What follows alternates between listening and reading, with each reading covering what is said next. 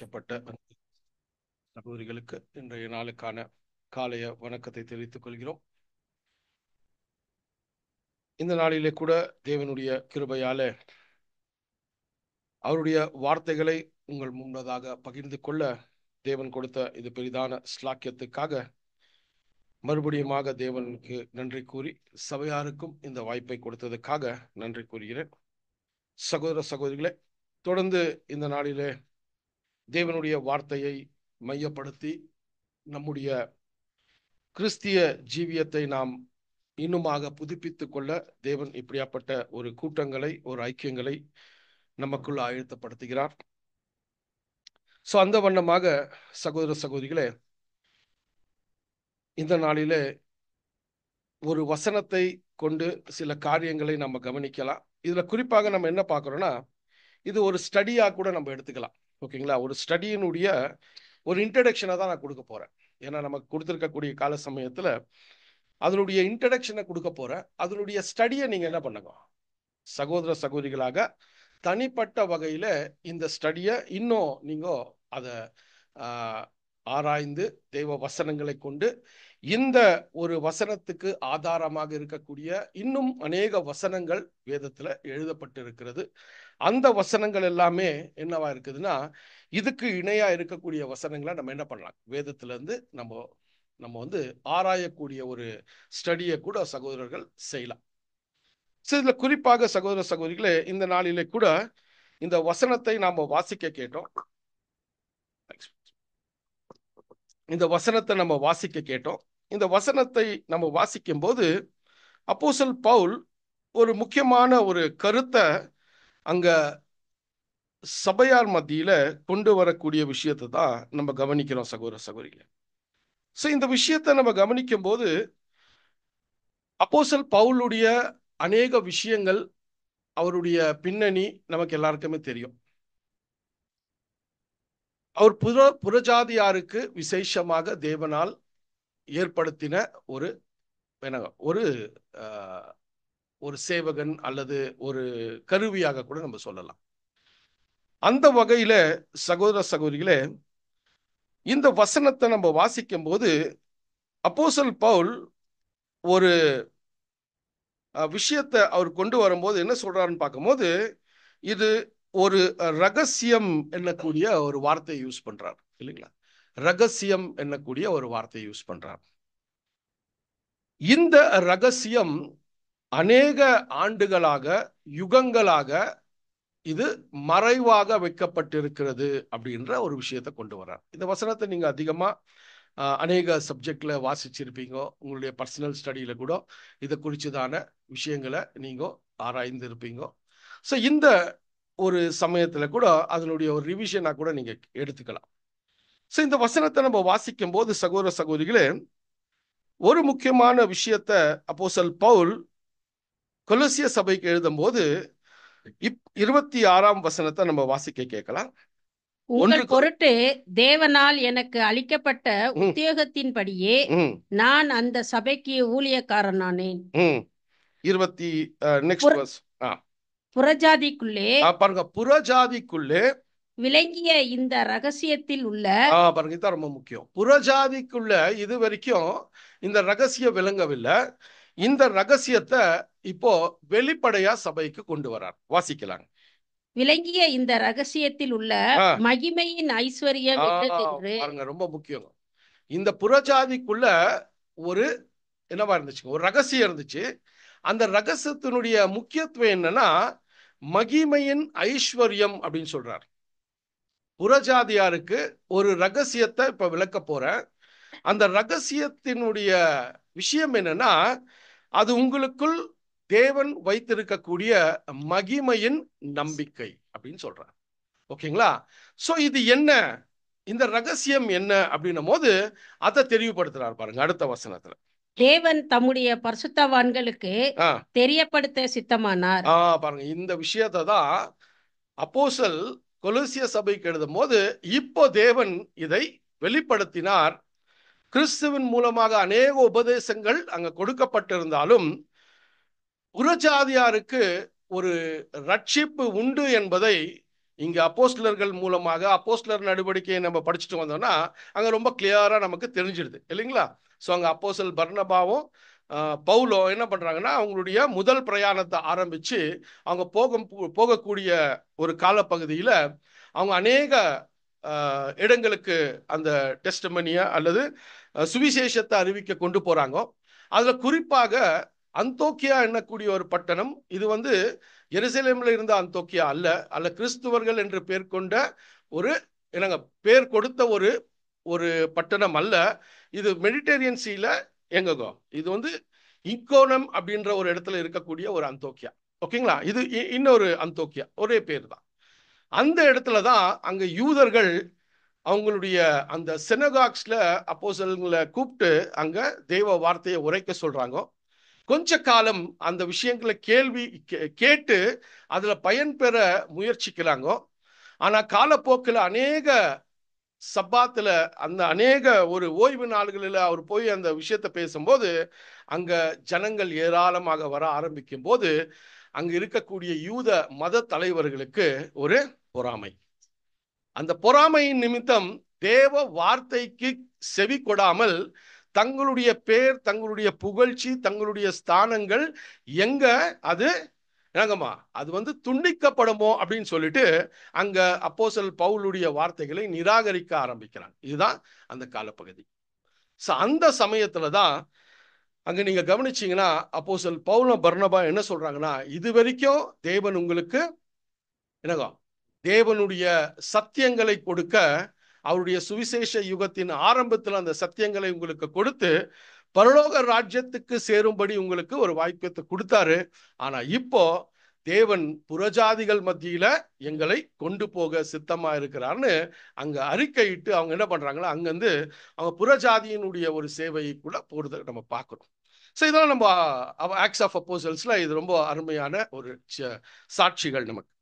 So அந்த வகையில இப்ப என்ன ஆகுது அப்படின்னு பார்க்கும்போது புறஜாதியாருக்குள்ள ஒரு ரகசியம் இருக்கு அப்படின்னு ஏன் சொல்றாருன்னா, சகோதர சகோதரிகளே, அது வரைக்கும் யூதர்களுக்கு மட்டும்தான் தேவனுடைய ஆசீர்வாதம், தேவனுடைய என்னங்க அழைப்பு, தேவனுடைய ரட்சிப்பு என்று சபைக்குள்ள அநேக யூதர்கள் இதை என்ன பண்ணிட்டு இருந்தாங்க, கிறிஸ்துவர்களாக புறஜாதியார் சபைக்குள்ள வந்திருந்தா கூட யூதர்களுடைய ஆதிக்கம் அதிகமா இருந்தது.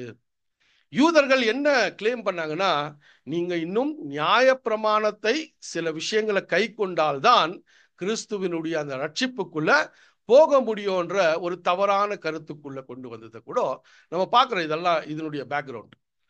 அப்படி இருக்கும் போதுதான் இப்ப அப்போஸ்தலர் என்ன பண்றாருன்னா, தேவன் ஒரு ரகசியத்தை இது வரைக்கும் வச்சிருந்தாரு. காலங்களாவது இந்த ரகசியம் அறியாமல் இருந்தது.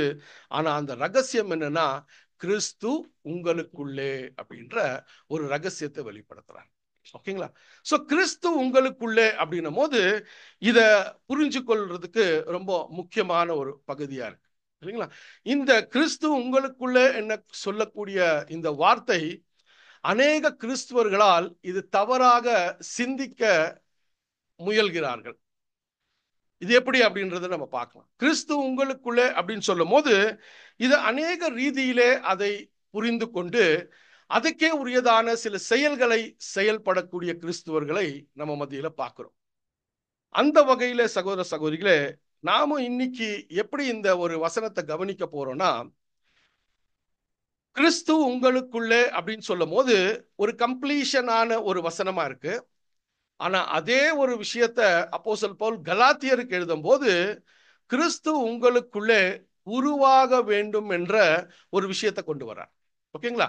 கலாத்தியர் 4ஆம் அதிகாரம் 19ஆம் வசனத்தை வாசிக்கலாம். கலாத்தியர் 4ஆம் அதிகாரம் 19ஆம் வசனம். என் சிறு பிள்ளைகளே, கிறிஸ்து உங்களிடத்தில் உருவாகும் அளவும் உங்களுக்காக மறுபடியும் கர்ப்ப வேதனை படுகிறேன். சகோதர சகோதரி, இந்த வசனங்களை கொஞ்சம் நிதானமா கவனிச்சோம்னா அநேக சமயத்துல வாசிச்சிருக்கிறோம். ஆனா இந்த ஸ்டடிக்கு நம்ம பார்க்கும்போது இதுல ஒரு விஷயத்தை மையப்படுத்தி அப்போஸ்தலர் என்ன பண்றாருன்னா, அங்க இருக்கக்கூடிய கிறிஸ்துவர்களை ஊக்க வைக்கிறார். என்ன கொண்டு வர்றார் அப்படின்னு பார்க்கும்போது, சிறு பிள்ளைகளே அப்படின்னு ஆரம்பிச்சு என்ன சொல்றாருன்னா, ஒரு தாயின் கருவிலே ஒரு குழந்தை உண்டாகக்கூடிய நாளிலிருந்து அந்த தாய் அந்த கருவை எப்படி கவனிக்கிறார் அப்படின்றத இங்க ஒப்பிட்டு பேசுறார். அதுதான் அங்க கொண்டு வர்றார். கர்ப்ப வேதனை படுகிறேன் அப்படின்னு சொல்லும் போது இவர் எங்க கொண்டு போறார் நம்மளனா, ஒரு தாயின் கருவிலே ஒரு குழந்தை உருவாகக்கூடிய நாளிலிருந்து அந்த தாய் அந்த குழந்தையை காப்பாற்றக்கூடிய ஒரு விஷயங்கள் என்னவா இருக்கும்னு கம்பேர் பண்ணிட்டு வரார் இல்லைங்களா. பொதுவாக ஒரு சாதாரண குடும்பங்களிலே இந்த ஒரு அனுபவங்களை எல்லாருமே என்ன அழிப்பாங்க, ஆயிடும். ஸோ அதால கிறிஸ்து உங்களுக்குள் உருவாகணும்னா அப்போஸ்தலன் பவுல் ஒரு சிம்பிளான எக்ஸாம்பிளோடு கூட அதை கொண்டு வரார். ஸோ அங்கே என்ன கொண்டு வர்றாருன்னா, அந்த தாய் அந்த பிள்ளையின் ஒரு வளர்ச்சியை தன்னுடைய அந்த கர்ப்பத்துக்குள்ள அந்த வளர்ச்சியை அந்த தாய் காணும்போது ஒவ்வொரு நிமிஷமும் அந்த பிள்ளையின் அந்த ஹார்ட் பீட் மேல அந்த தாய்க்கு என்ன இருக்குங்க, ரொம்பவே கவனமா இருக்கும். நம்ம சாதாரணமா இதை கவனிக்கிறதுல, ஆனா அங்க இருக்கக்கூடிய தாயார் பார்க்கும் போது ஒவ்வொரு தாங்கள் உணவு உட்கொள்ளக்கூடிய விஷயத்திலிருந்து, தாங்கள் சிந்திக்கக்கூடிய காரியத்திலிருந்து, தாங்கள் செயல்படக்கூடிய விஷயங்கள், இது எல்லாத்திலையும் அவங்களுடைய கவனம் விசேஷமா அந்த குழந்தையை ஒட்டியதாகத்தான் இருக்கும் அப்படின்றத நம்ம பார்க்கணும் இல்லைங்களா. அநேக சமயங்களில் நம்ம கூட அனுபவப்பட்டிருப்போம் இல்லைங்களா. ஸோ அந்த குழந்தை கர்ப்பத்திலே வளர வளர அது கொஞ்சம் மாதங்கள் ஆகும்போது அந்த குழந்தையுடைய ஒரு மூமெண்ட்ஸை கூட என்ன பண்றாங்க, செக் பண்ணிட்டே இருப்பாங்க. ராத்திரி படுத்திருந்தா கூட ஒரு சப்கான்சியஸ் மைண்ட் என்ன பண்ணுது, அவங்கள அப்படியே கவனிக்க வைக்குது. இதெல்லாம் நம்ம பார்க்கலாம் அனுபவத்துல. ஸோ அந்த சப்கான்சியஸ் மைண்ட்ல கூட அவங்க எப்படி இருப்பாங்கன்னா, அவங்க திரும்பும் போது இல்லைங்களா, அவங்க ரொம்ப கேர்ஃபுல்லா அந்த குழந்தை என்னங்கணும் அது சாகாதபடி இருக்கணும்னு ஒரு கவனத்தோடு அந்த தாயார் இருப்பாங்க இல்லைங்களா. ஸோ அதை தான் இங்க அப்போஸ்தலன் பவுல் கொண்டு வரும்போது என்ன சொல்றாருன்னா, ஒரு புது சிருஷ்டிகளாக தேவன் உங்களை வார்த்தையினால் ஜனிப்பித்தார். அந்த ஜனிப்பிதழுக்குள் வந்திருக்கக்கூடிய உங்களை நான் எப்படி கவனிக்கிறேன்னா, ஒரு தாய் கருவில எப்படி கவனிக்கிறாளோ அந்த வகையிலே உங்களை கவனிக்கிறேன். ஏன்னா கிறிஸ்து உங்களுக்குள்ளே உருவாக வேண்டும் அப்படின்னு சொல்லும் போது, அவர் கிறிஸ்து உங்களுக்குள்ளே என்ன இருக்கிறார், இப்போ ஜனிப்பித்திருக்கிறார். எப்படி? தேவ வார்த்தையினால். ரொம்ப முக்கியம், இதுதான் ரொம்ப முக்கியம். இதுதான் நம்ம கவனிக்க போறோம். சோ கிறிஸ்து உங்களுக்குள்ளே வார்த்தையினால் ஜனிப்பிக்கப்பட்டு இருக்கிறோம். கிறிஸ்து உங்களுக்குள்ளே உருவாயிருக்கிறார் அப்படின்னும் போது கிறிஸ்துவனுடைய சிந்தனை உங்களை இப்ப என்ன பண்ணுங்க, உங்களுக்குள்ளே செயல்பட ஆரம்பிக்கிறது. இதான் ரொம்ப முக்கியம். உருவாகிறார் அப்படின்னும் போது ஏதோ ஒரு ஸ்பெஷல் ஸ்பிரிட்ல நாம கொடுக்கப்பட்டு இருக்கிறோன்ற ஒரு விஷயம் அல்ல. கிறிஸ்துவனுடைய குணாதிசயங்கள் நமக்குள்ள இப்ப என்ன ஆகுதுங்க, உருவாகி கொண்டிருக்கிறதுன்றதான் அங்க கொண்டு வரக்கூடிய காரியத்தை நம்ம பார்க்கிறோம். அதான் ரொம்ப முக்கியமானது சகோதர சகோதரிகளே. So Christ should be formed in you அப்படின்னு சொன்னா, கிரைஸ்ட் ஏதோ ஒரு விசேஷமான ஒரு பவர் எனக்குள்ள வந்து என்ன செயல்படுத்துகிறது என்ற அர்த்தம் அல்ல. மாறாக கிறிஸ்து உங்களுக்குள் உருவாக வேண்டும் அப்படின்னு சொன்னா, கிரைஸ்டினுடைய மைண்டு உங்களுக்குள்ள இப்ப என்ன ஆகணும், வளர ஆரம்பிக்கணும். ரொம்ப முக்கியமான ஒரு பகுதி இல்லைங்களா. சோ இந்த விஷயத்தான் சொல்லுமா, அதான் சொல்றாரு, அந்த ஆவிக்குரியமான ஒரு தாயாக இருக்கக்கூடிய அப்போஸ்தலன் அந்த கொலேசிய சபையில அல்லது கலாத்திய சபையில என்ன பார்க்கிறார்னா, கிறிஸ்து அவர்களுக்குள் உருவாக வேண்டும் என்று கர்ப்ப வேதனையை படுகிறார் அவர். ஓகேங்களா. இரவும் பகலும் அதன் மேல் கவனத்தை வைக்கிறார். அந்த அந்த கருவில இருக்கக்கூடிய அந்த பிள்ளையானது நாளுக்கு நாள் எப்படி வளர்ச்சி அடையணும்ன்ற ஒரு கவனத்தோடு அவர் இருந்தார். ஆனா அவர் இருந்த அந்த கவனத்துல அவர் அநேக விஷயங்களை பார்க்கும்போது, கலாத்திய சபையில கிறிஸ்து இன்னும் அநேக சகோதர சகோதரிகள் மத்தியில அர்ப்பணித்து வாழ்ந்து கொண்டிருந்தால் கூட கிறிஸ்து அவர்களுக்குள் உருவாகவில்லை என்றத கொஞ்சம் கவனிக்கிறாரோ. அதுதான் 19வது வசனத்தை சொல்றாரு பாருங்க. 19th வசனத்தை நம்ம வாசித்தோம் இல்லைங்களா. அதுல 4வது வசனத்தை வாசிங்க. Galatians 4th chapter 11th verse வாசி. கலாத்தியர் 4ஆம் அதிகாரம் 11ஆம் வசனம். நான் உங்களுக்காக பிரயாசைப்பட்டது வீணாய் போயிற்றோ என்று உங்களை குறித்து பயந்திருக்கிறேன். சகோதர சகோதரிகள், அங்க கிறிஸ்து அவங்களுக்குள் உருவாகணும். ஆனா அங்க என்ன சொல்றாருன்னா 4வது வசனத்துல வாசிங்க சிஸ்டர் இன்னொரு வாட்டி ப்ளீஸ். நான் உங்களுக்காக பிரயாசைப்பட்டது. நான் உங்களுக்காக இவ்வளோ நாட்கள் ஒரு தாயின் கருவில அந்த கரு எப்படி என்னங்க சேதமடையாத இருக்கணும்னு பார்த்தனோ அது வீணானதா இருந்ததான்னு நான் கொஞ்சம் யோசிக்கிறேன் போன்றார். ஏன்னா அவர் அந்த தேவனுடைய வார்த்தை அவர்களுக்குள் கிரியை செய்து கிறிஸ்து அவர்களுக்குள் இன்னும் உருவாகவில்லை. கிறிஸ்துவனுடைய சிந்தை அவர்களுக்குள் இன்னும் செயல்படவில்லை. அதாங்க சொல்றார் சகோதர சகோதரிகளே. அப்படி இருக்கும் போது இந்த விஷயத்தை நம்ம என்ன கவனிக்கணும்னா சகோதர சகோதரிகளே, அந்த கிறிஸ்துவனுடைய குணங்கள் ஒரு சகோதரனோ சகோதரிக்குள்ள அதிகமா இருக்கிறத நம்ம பார்க்கிறோம். அன்பு, சமாதானம், பொறுமை, நீடிய சாந்தம், இதெல்லாம் எப்படி இருக்குங்க? இருக்கு. கிறிஸ்துவர்கள் என்னங்க அர்ப்பணித்து வாழக்கூடிய நம்ம மத்தியில இது இருக்கு. ஆனா அது எந்த ஒரு அளவுக்கு வளர்ந்திருக்குது அப்படின்றதான் நம்ம கவனிக்க வேண்டியதா இருக்கு. அது வேரூறி அது நிலைத்து நிற்க வேண்டிய ஒரு தருவாயத்துல போனாதான் அந்த குழந்தை கர்ப்பத்திலிருந்து பிறக்கக்கூடிய ஒரு காரியத்தை அங்க செயல்பாட்டுக்குள்ள கொண்டு வர்றதை கூட நம்ம கவனிக்கலாம் சகோதர சகோதரிகளே. ஏன் அப்படின்னா கிறிஸ்து உங்களுக்குள்ளே அப்படின்னு அப்போஸ்தலன் பவுல் அங்க கொலோசியர்ல எழுதும் போது அது ஒரு பரிபூர்ண நிலைமையை அல்லது வளர்ச்சி அடைந்து முதிர்ச்சி அடைந்த ஒரு நிலைமையை அவர் சொல்லக்கூடிய ஒரு விஷயமா இருக்கு. அதே கலாத்தியர்ல எழுதும் போது அது இன்னும் நமக்குள்ள உருவாகி கொண்டிருக்கிறது. ஆனா அங்க கொலோசியர்ல சொல்லும் போது அதனுடைய முடிவை அங்க கொண்டு வர்றார். கிறிஸ்து உங்களுக்குள்ளே அப்படின்னும் போது நீங்க ஒரு முதிர்ச்சி அடைஞ்சிருக்கிறீங்க. கிறிஸ்துவனுடைய மைண்ட்ல நீங்க என்ன இருக்கீங்க? அந்த மைண்டினுடைய ஒரு என்னங்க ஒரு பர்ஃபெக்ஷன் சொல்ல முடியாது, ஒரு மெச்சூரிட்டி அப்படின்னு சொல்லலாம். ஏன்னா பர்ஃபெக்ஷனுக்கும் மெச்சூரிட்டிக்கும் டிஃபரன்ஸ் இருக்கு. ஓகேங்களா? ஸோ அந்த பர்ஃபெக்ஷன் இல்லைன்னா கூட அந்த மெச்சூரிட்டி அது நமக்குள்ள என்ன ஆயிட்டு இருக்குதுங்க, வளர்ந்துட்டு இருக்குதுன்றதுதான் ரொம்ப முக்கியமான ஒரு பகுதி சகோதர சகோதரிகளே. இந்த வளர்ச்சி எப்படி அது நமக்குள்ள செயல்படும் அப்படின்னு பாத்தீங்கன்னா, இந்த வளர்ச்சியினுடைய ஒரு வெளிப்படை எப்படி இருக்கும்னு பாத்தீங்கன்னா, கிறிஸ்து நமக்குள்ள உருவாகி நாளுக்கு நாள் அவர் நமக்குள்ள அந்த சிந்தனை வளரும் போது நான் ஒரு தனிப்பட்ட கிறிஸ்துவனாக யாரை சார்ந்தும் எதை சார்ந்தும் இருக்கக்கூடியவனா இல்லாமல், இதான் ரொம்ப முக்கியம் இல்லைங்களா? யாருடைய நம்பிக்கையும் விசுவாசத்தையும் சார்ந்தவனாயோ இல்ல யாருடைய ஒரு என்னங்க ஒரு அவங்க இருந்தா நான் இருக்கிற அப்படின்ற ஒரு நிலைமை இருக்கக்கூடாது இல்லைங்களா? அந்த சகோதரன் என்னை சத்தியத்துல கொண்டு வந்தாரு, அந்த சகோதரனை பார்த்து நான் போயிட்டே இருக்கிற அப்படின்னு நம்ம சொல்லும் போது அது ஏதோ ஒரு விஷயத்துல தேவன் அங்க நமக்கு ஒரு அனுபவத்தை கொடுப்பார். ஆனா கிறிஸ்து நமக்குள்ளே வளரும் போது நாம் தனிப்பட்ட ஒரு கிறிஸ்துவனாக நமக்கு வரக்கூடிய எல்லா பரிசோதனைகள் எப்படியாச்சும் இருந்தாலும் நாம மாறாமல் இருக்கக்கூடிய ஒரு குணத்தை வளர்த்து கொண்டு வாழும்போதுதான் நாம கிறிஸ்து நமக்குள்ள உருவாகி கொண்டிருக்கிறார் என்றதை நம்ம புரிந்து கொள்ள வேண்டும் சகோதர சகோதரிகளே. இந்த விஷயத்தை தான் அங்க சொல்லும் போது கலாத்திய சபைக்கு எழுதும் போது 1ஆம் அதிகாரம் 8ஆம் வசனத்தை வாசிக்கலாம். கலாத்தியர் 1:8.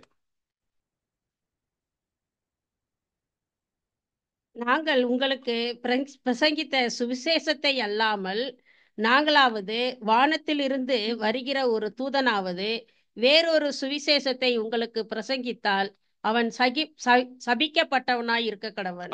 இந்த விஷயங்களை பவுல் பாருங்க எவ்வளவு கண்டிப்போடு கொண்டு வர்றாருன்னா, அவர் எப்படி தன்னை தாழ்த்துறாருன்னு பாத்தீங்கன்னா, நாங்க இது வரைக்கும் எங்களுடைய முயற்சிக்கு ஏற்றபடி தேவ கிருபையினால் இந்த சத்தியங்களை உங்களுக்கு விளக்கி இருக்கிறோம்.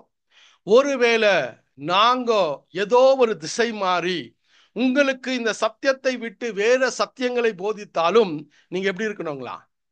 அதுல மாறாத இருக்கணும் அப்படின்ற ஒரு பாயிண்ட கொண்டு வர்றாரு பாருங்க, ரொம்ப முக்கியமானது இல்லைங்களா? சோ அங்க என்ன கொண்டு வர்றாருன்னா, ஒருவேளை நான் கூட இந்த சத்தியத்துல விலகி வேற போதனைகளை உங்க மத்தியில கொண்டு வர்றதுக்கு வாய்ப்பு உண்டு. அதான் சொல்றார், தூதர்களும் நாங்களும் உங்களுக்கு என்னங்க தவறான ஒரு விஷயத்தை நாங்க கொண்டு வந்தோம்னா நீங்க ஜாக்கிரதையா நாங்க என்ன விஷயங்களை ஏற்கனவே உங்களுக்கு சொல்லி அஸ்திவாரத்தை போட்டு கிறிஸ்து உங்களுக்குள் உருவாகும்படி சத்திய வசனங்களை கொடுத்திருக்கிறோமோ அதிலே நீங்கள் என்ன இருக்கணுங்க, வேரூன்றி இருக்கணும்ன்றதுதான் அங்க அப்போஸ்தலர் பவுல் ரொம்ப கிளியரா சொல்றார் சகோதர சகோதரிகளே. சோ இந்த விஷயங்களை பார்க்கும் போதுதான் அங்க கலாத்திய சபையை பார்த்து அப்போஸ்தலர் பவுல் அந்த விஷயத்தை 19ஆம் வசனத்தை சொல்லும் போது என்ன சொல்றாருங்க, கிறிஸ்து உங்களுக்குள் உருவாக வேண்டும் என்று நான் கர்ப்ப வேதனைப்படுகிறேன் அப்படின்னு சொல்லும் போது 4ஆம் அதிகாரத்தை பார்க்கும் போது என்ன சொல்றாருங்க,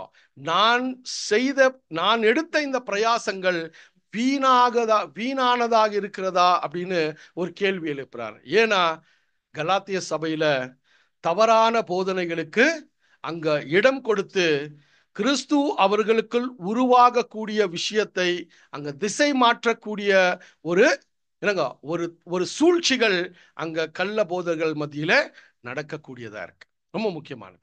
சரி, அங்க அந்த மாதிரி ஒரு போதனை என்னவா இருந்திருக்கும் அப்படின்னு நம்ம ஒரு சிந்தனையை நம்ம கொஞ்சம் சிந்திக்கும் போது கிறிஸ்துவின் குணாதிசயங்கள் நம்மளுக்குள் வளர்ச்சி அடையாதபடி இருக்க சில போதனைகள் அங்க கொடுக்கப்பட்டது. அதுதான் ரொம்ப முக்கியம் இல்லைங்களா?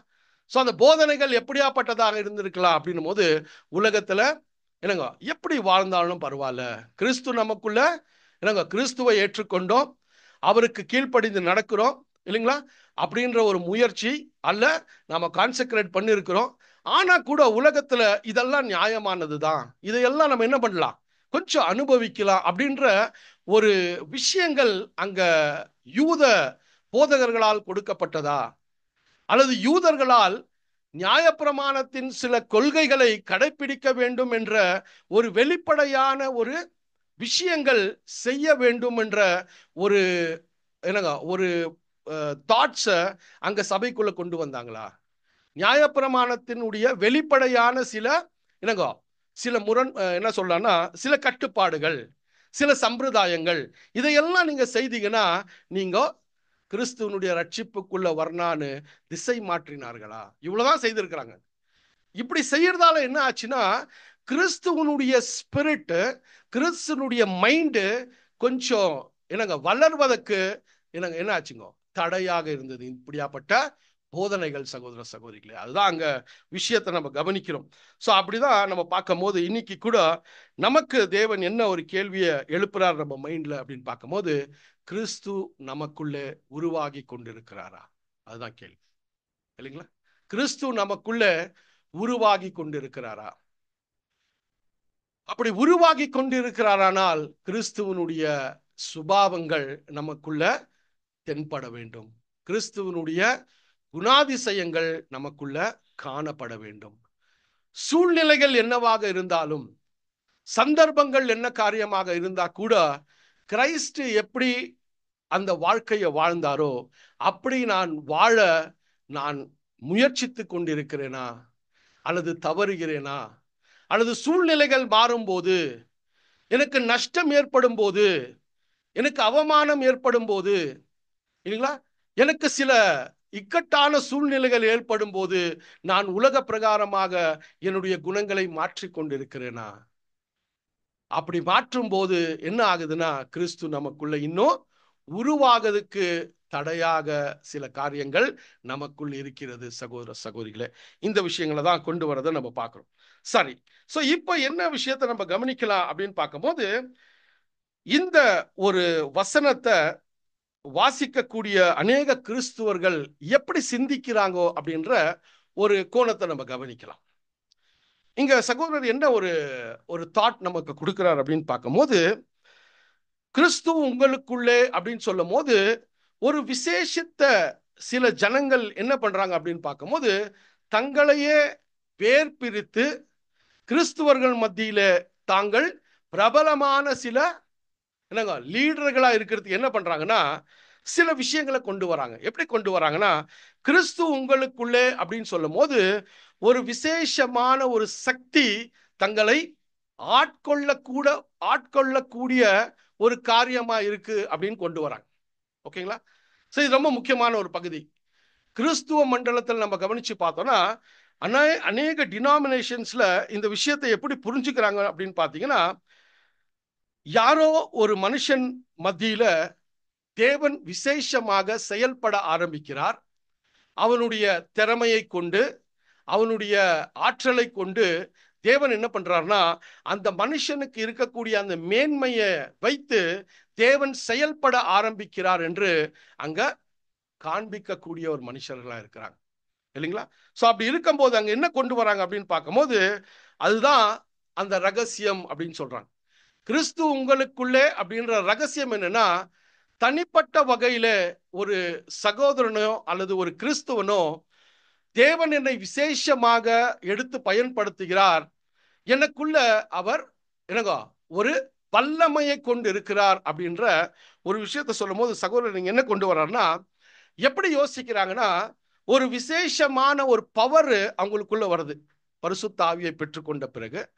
அந்த ஒரு விசேஷமான ஒரு சக்தி என்ன பண்ணுதுன்னா, அவங்கள ஒரு எந்திரத்தை போல செயல்படுத்த ஆரம்பிக்கிறாரா கிரைஸ்ட், இல்லைங்களா? That spirit works as a machine to fulfill Christ's என்னங்க தாட்ஸ் அப்படின்றாங்க. ஓகேங்களா? இது அநேக கிறிஸ்துவ மண்டலத்துல இருக்கக்கூடிய சில தவறான கருத்துக்கள் அப்படின்னு சொல்றாங்க.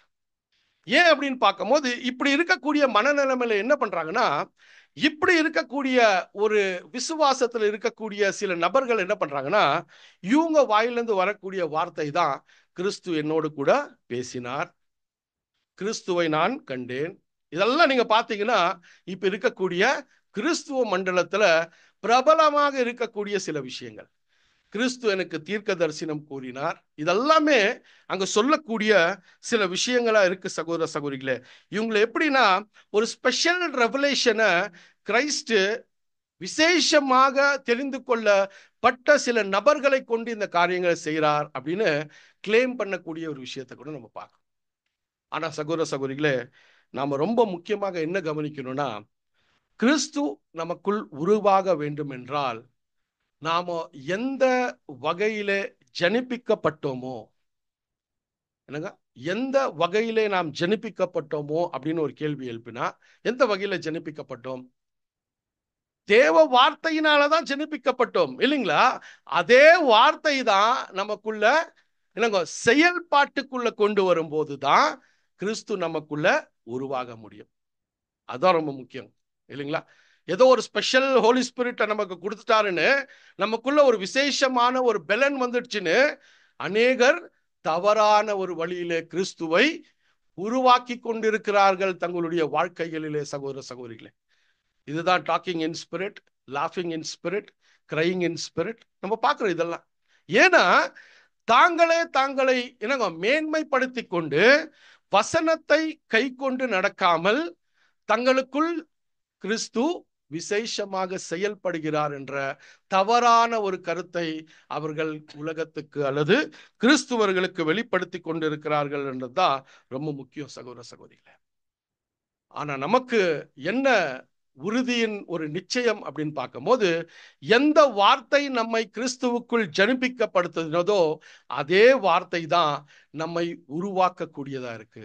அதுதான் இன்னைக்கு மன்னால விசேஷமா படிச்சோம். பாருங்க என்ன மாதிரி ஒரு கோரிலேஷன் பாத்தீங்கன்னா, யோவான் 14ஆம் அதிகாரம் 21, 23 வசனங்களை கூட வாசிச்சீங்கன்னா அதுல கூட இந்த ஒரு ஸ்டடியை தான் நம்ம பார்க்க போறோம். கிறிஸ்து நமக்குள் உருவாகணும்னா என்ன விஷயங்கள் இருக்கணும்னு கொண்டு வரார் பாருங்க.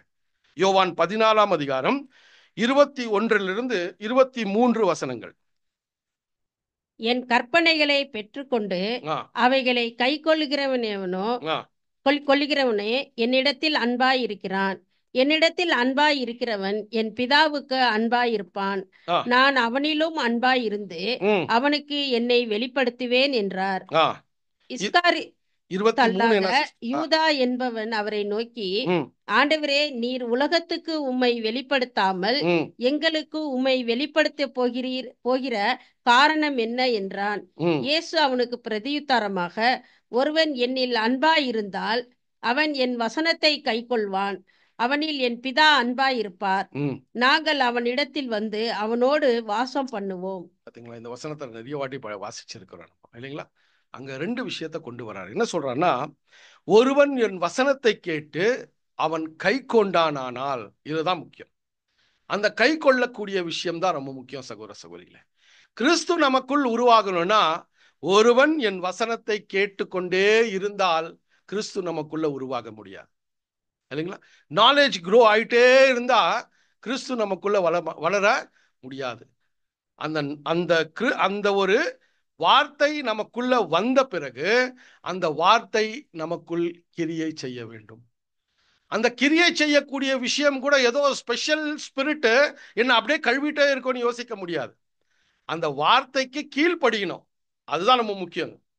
அந்த வார்த்தைக்கு எப்ப நம்ம கீழ்ப்படுகிறோமோ அப்பதான் கிறிஸ்து நமக்குள்ள உருவாகி கொண்டிருக்கிறார். அதுதான் அங்க கிறிஸ்து சொல்றாரு, இன்னும் ஆழமாக நமக்கு ஒரு விஷயத்தை உணர்த்துறார், இல்லைங்களா? அங்க கிறிஸ்து மட்டும் தான் உள்ள இருக்கிறாருன்னு யோசிச்சோம். இப்ப கிறிஸ்து சொல்றாரு, நானும் என் பிதாவும் உங்களோடு கூட வந்து வாசமா இருப்போம். யோசித்து பாருங்க சகோதர சகோதரி. இததான் அநேக கிறிஸ்துவர்கள் தவறாக புரிந்து கொண்டு ஸ்பிரிட் பொசஸ்ட் அப்படின்ற சில விஷயங்களை கொண்டு வராங்க, இல்லைங்களா? தேவனுடைய ஆவியினால் என்னங்கோ அவர்கள் நிரப்பப்பட்டவர்களாய் அவர்கள் என்ன பண்றாங்க, அந்நிய பாஷைகளும் அநேக அற்புதம் அடையாளங்களும் செய்கிறோம் என்று உலகத்தை அல்லது கிறிஸ்துவர்களை ஏமாற்றி கொண்டிருக்கக்கூடிய சூழ்நிலைகளை நம்ம கவனிக்கிறோம். ஆனா நமக்கு இந்த தெளிவை தேவன் கொடுக்கும் போது இந்த வசனங்களை எப்படி புரிஞ்சு கொள்ளணும் சொல்றாரு, இல்லைங்களா? 23 சொல்லும் போது, என் வார்த்தையை கை கொள்கிறவன் எவனோ அவனோடு கூட நான் என்னங்க, அந்த 21 வாசிங்க சிஸ்டர். 21, என் கற்பனைகளை பெற்றுக்கொண்டு அவைகளை கை கொள்ளுகிறவனே என்னிடத்தில் அன்பாய் இருக்கிறான். ஓகேங்க. என்னிடத்தில் அன்பாய் இருக்கிறவன் என் பிதாவுக்கு அன்பாய் இருப்பான். நானும் அவனில் அன்பாய் இருந்து அவனுக்கு என்னை வெளிப்படுத்துவேன் என்றார். அவருக்கு நான் என்னை வெளிப்படுத்துவேன் அப்படின் போது என்ன வெளிப்படுத்த போறாரு சகோதர சகோதரிகளே? அவருடைய குணங்களை இன்னும் அதிகமாக நாம உணரக்கூடிய ஒரு உணர்வை நமக்கு கொடுப்பார், இல்லைங்களா? அந்த உணர்த்துதல் நமக்குள்ள வரணும். கிறிஸ்து எனக்குள்ள உருவாகி கொண்டிருக்கிறார் என்ற ஒரு விஷயம் நமக்குள்ள எப்போ வரணும்னா, கிறிஸ்துவனுடைய குணங்களை புரிஞ்சா தானே வரோங்க.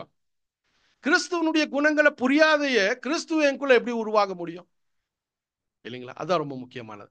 அததான் சொல்றாரு அங்க 23 சொல்லும் போது, இன்னும் ஒரு ஆழமான ஒரு கருத்தை என்ன கொடுக்கிறாருன்னா, என்னுடைய மைண்டோ தேவனுடைய மைண்டோ ஒண்ணுதான். அந்த ரெண்டு பேருடைய மைண்டும் உங்களுக்குள்ள என்னவா இருக்குமா சகோதர சகோதரிகளை? பாருங்க என்ன மாதிரி ஒரு அருமையான விஷயங்கள். அதால ஏதோ ஒரு ஸ்பெஷல் ஒரு பவர் நம்மள வந்து எங்கேயோ சூழ்ந்து கொண்டு நமக்குள்ள செயல்படுதுன்னு நாம அப்படியே வெறுமனையா இருந்தா தேவன் கிறிஸ்துவும் தேவனும் நமக்குள்ள உருவாக முடியாது சகோதர சகோதரிகளே. அதுதான் அங்க ரொம்ப முக்கியமான விஷயங்கள். இதுதான் சகோதரர் இப்படியாப்பட்ட சில விஷயங்களை எழுதும் போது நம்ம மன்னாவை படிக்கிறோம். பொதுவா நமக்கு என்னங்க ஒரு ஹேபிட் ஆயிடுச்சு, இப்போ மன்னாவை படிக்கக்கூடிய ஹேபிட், இல்லைங்களா? சாங்ஸ் இந்த நைட்டை படிக்கக்கூடிய ஒரு நல்ல ஹேபிட் ஆயிடுச்சு. ஸோ அப்படி இருக்கும் போது அந்த மண்ணால இருக்கக்கூடிய சில கருத்துக்களை நம்ம பார்க்கும்போது ஒரு சின்ன ஒரு ஜிஸ்டை தான் கொடுக்குறாங்க அந்த மண்ணால, இல்லைங்களா? ஒரு வசனத்துக்கு ஒரு சின்ன ஒரு சம்மரியை தான் கொடுக்குறாங்க. ஆனா அந்த சம்மரியை படிக்கும் போது எத்தனையோ சமயத்துல என்ன ஆகுதுங்க, நமக்கு ஏதோ ஒரு உணர்வுகள் உண்டாகுது. இப்படி இருக்கக்கூடாதுன்ற சில விஷயங்கள் உண்டாகுது, இப்படி இருக்கணும்ன்ற சில விஷயங்கள் உண்டாகுது. எப்போங்க அந்த சம்மரியை படிச்சால அதுலயே அவ்வளோ சாராம்சம் இருக்குதுன்னா, அந்த மண்ணால இருக்கக்கூடிய அந்த சம்மரியினுடைய விளக்கத்தை ரீப்ரின்ஸ்ல எழுதுறாங்க, இல்லைங்களா? அத்தை நம்ம படிச்சோன்னா எப்படி இருக்கு யோசித்து பாருங்க, இல்லைங்களா? அந்த முயற்சிகளை தான் நம்ம எடுக்கணும், இல்லைங்களா? அன்னைக்கு ஒரு மண்ணாவை நமக்கு கொடுக்கும் போது அந்த மண்ணால இருக்கக்கூடிய ரீப்ரிண்ட் ரெஃபரன்ஸை நம்ம எடுத்துட்டோம்னா நம்ம கிட்ட இருக்கிறது எல்லாமே என்னங்க ஸ்மார்ட் போன் தான், இல்லைங்களா? நம்ம கிட்ட இருக்கிறது எல்லாமே ஆப்பிள் ஐபோன் தான். ஆனா ரீப்ரிண்ட்ஸ் எல்லாம் என்ன பண்ணாங்க, அதுல லோட் பண்ணிக்கிறோம். ரொம்ப நல்லது. ஸோ மன்னாவை படிச்சு சம்மரியா முடிச்சு என்னங்க நம்ம கடமையை முடிச்சிட்டோன்றது இல்லாம அதுல இருக்கக்கூடிய இன்னும் உள்ளர்த்தங்களை ரீப்ரிண்ட்ஸை நம்ம ரெஃபர் பண்ணிட்டோம்னா அன்னைக்கு ஒரு நாளைக்கு அதுல இன்னும் பெனிஃபிஷியலா இருக்கும். அதுதான் அந்த மாதிரியான ஒரு மண்ணால பிரதருடைய கருத்து என்ன எழுதுறாருன்னா, தேவன் இன்னைக்கு நமக்கு ஒரு நாலேஜை கொடுக்குறாருன்னு வச்சுக்கோங்க. ஒவ்வொரு தனிப்பட்ட சகோதர சகோதரிகளுடைய வாழ்க்கையில ஒரு மன்னாவினுடைய மூலியமா அல்லது ஒரு நாலேஜை நமக்கு கொடுக்குறாரு. அந்த நாலேஜ தேவன் கொடுக்கும்போது அதோடு கூட ஒரு ரெஸ்பான்சிபிலிட்டியும் கொடுக்கிறார். என்னன்னா, அந்த நாலேஜுக்கு நம்ம எப்படி கட்டுப்பட்டு வாழ்றோம், அந்த நாலேஜுக்கு நம்ம எப்படி கீழ்ப்படுகிறோம், இதை பார்க்கிறார். இதுல ஒருவேளை நாமோ தேவன் விரும்பத்தக்கதான ஒரு கீழ்ப்படிதல் இல்லைன்னா அடுத்த லெவல் ஆஃப் நாலேஜ தேவன் நமக்கு கொடுக்க மாட்டாருன்ற ஒரு விஷயத்தை கொண்டு வரார் சகோதரர். இது வேணா நமக்கு டைம் இல்லை, மன்னா இத்த மாத்திரம் எழுதிக்கோங்க. March 25 மன்னால இந்த விஷயத்தை எழுதுறாரு. Not prepared for the next level of knowledge அப்படின்னு எழுதுறாரு. ஓகேங்களா? இதை நீங்க வாசிங்க வீட்டில் இருக்கும்போது, March 25 மன்னா. ஸோ இதை எதுக்காக நம்ம கொண்டு வரோம் அப்படின்னு பார்க்கும்போது சகோதர சகோதரிகளே, ஒரு சகோதரனோ சகோதரியோ தேவனுக்கு அர்ப்பணித்து பரிசுத்த ஆவியை பெற்றுக்கொண்டோம் என்று நினைக்கக்கூடிய நாம், ஏதோ ஒரு வல்லமையான ஒரு ஆவி எனக்குள் செயல்பட்டு எனக்குள்ள அநேக காரியங்களை நடத்துகிறார் என்ற ஒரு தவறான உணர்வு நமக்குள்ள இருக்கக்கூடாது. வார்த்தைக்கு கீழ்ப்படிதல் நமக்குள் கிரியை செய்யணும், இல்லைங்களா? சோ அந்த விஷயங்களை கொண்டு வரும்போது தான் சகோதர சகோதரிகளை சொல்றாரு. சொல்லும் போது இந்த விஷயங்களை எப்படி ஆயிடக்கூடாதுன்னா, இப்ப இருக்கக்கூடிய உலகத்துல இருக்கக்கூடிய சில விஷயங்களை கம்பேர் பண்ணி பார்த்தோம்னா, அநேக மதத்தார் மத்தியில நம்ம பார்க்கிறோம், இல்லைங்களா? சோ பேய்கள் அப்படின்னு வரும்போது என்ன சொல்றாங்க, சில இடங்கள்ல என்னங்க பேய் பிடிச்சவனா இருக்கிறா அப்படின்னு சொல்றாங்க, இல்லைங்களா? ஸ்பிரிட் பொசஸ்ட் அப்படின்றாங்க. சோ அவனுடைய செயல்கள், அவனுடைய வேலைகள் எல்லாமே என்னவா இருக்குங்க, டிஃப்ரெண்டா இருக்கும். கரெக்டுங்களா? சோ அந்த மாதிரியான ஒரு விஷயம் நமக்குள்ள நடக்குதுன்னு நம்ம யோசிக்க கூடாதுங்க. இதுதான் ரொம்ப முக்கியமான ஒரு பகுதி. ஓகேங்களா? அதே ஒரு மதத்துல நம்ம என்ன பார்க்கிறோம்னா, நமக்கு எல்லாருக்குமே தெரியும் சாத்தானுடைய சில கிரியைகள் தான் அங்க செயல்பாட்டுக்குள்ள வந்ததுன்னு நம்ம தெரியும். அந்த மதத்துல என்ன பண்றாங்கன்னா, ஒரு விதமான என்னங்க பேய் பிடித்தவன் அப்படின்னு சொல்லும் போது அதுக்கு அது வந்து என்னங்க ஒரு தவறான ஆவி அப்படின்னு சொல்றாங்க. அதே ஒரு ஆவி என்னங்க அவங்களுடைய ஆலயத்துக்குள்ள ஒரு மனுஷனுக்குள்ள வந்துச்சுன்னா என்ன சொல்றாங்க, சாமி வந்துட்டாருன்றாங்க, இல்லைங்களா? நான் என்ன எந்த விஷயத்தை கொண்டு வரேன்னா, சாத்தானுடைய செயல்கள் அங்க வெவ்வேறாக நடத்தப்படுகிறது. இங்க ஒரு அசுத்த ஆவி அப்படின்னு கொண்டு வராங்க. ஆனா அதே ஆவி இங்க ஒரு தேவாலய அவங்களுடைய ஆலயத்துல ஒரு மனுஷன் மேல வந்துடுச்சுன்னா அது என்னங்க தேவனுடைய அவங்க என்னங்க அது என்னங்க சாமி வந்துடுச்சுன்னு சொல்லி அவர் கொடுக்கக்கூடிய எல்லா வார்த்தைகளையும் என்ன பண்றாங்க, செயல்பாட்டுக்குள்ள கொண்டு வர ஆரம்பிக்கிறாங்க. யோசித்து பாருங்க. இப்படிதான் உலகத்தில் இருக்கக்கூடிய அறியாமையிலே செய்யக்கூடிய காரியங்கள். ஆனா இந்த மாதிரி ஏதோ ஒரு ஸ்பெஷல் ஸ்பிரிட் எனக்குள்ள வந்து என்னை சுத்தப்படுத்துகிறது என்றது சரியானதல்ல. சகோதர சகோதரிகளே, நம்ம என்ன யோசிக்கணும்னா, கிறிஸ்து எனக்குள்ள உருவாகணும்னா எந்த வார்த்தை என்னை ஜனிப்பித்ததோ அதே வார்த்தை என்னை உருவாக்க வேண்டும், அதே வார்த்தை என்னை பிறப்பிக்க வேண்டும். சோ அதுதான் கிறிஸ்து சொல்றார், இல்லைங்களா? வேதத்தை ஆராய்ந்து பாருங்கள், அதிலே ஜீவன் உண்டு.